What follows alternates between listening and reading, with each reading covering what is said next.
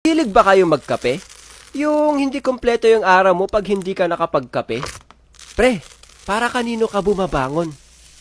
Ako? Bumabangon ako para sa pangarap ko. Grabe dati, pinagkakasya ko ang baon ko para lang pumasok sa school. Nakaka-disappoint nga kasi wala akong gamit pang animate, wala akong sariling computer. Hirap pa akong makahanap ng trabaho dati, pero no choice pa rin ako. Tinapangan ko, lumaban ako kahit na may mahal na siyang iba.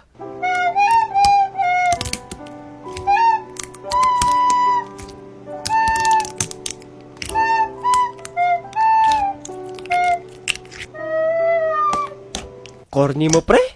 Guys, bago natin ituloy ang video, may good news ako sa inyo.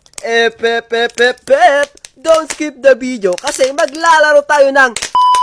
Nakasanayan natin ang isang bagay kapag lagi natin itong ginagawa. Minsan naman, nakahiligan natin gawin. Sanay ba kayo gumising ng umaga?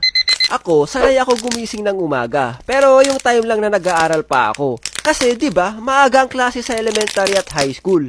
Putik, papipilitan ka talaga gumising. Pati na nung naging athlete ako sa school. Kasi, need namin mag-jogging ng umaga. Yung iba naman, sanay na gumising ng umaga. Kasi, may mga trabaho talaga sila. Ikaw, sanay ka ba gumising ng umaga kahit wala ka namang gagawin? Kung oo, napakalupit mo. Kasi ako, hirap ako gumising ng maaga. Sanay ba kayo maglakad?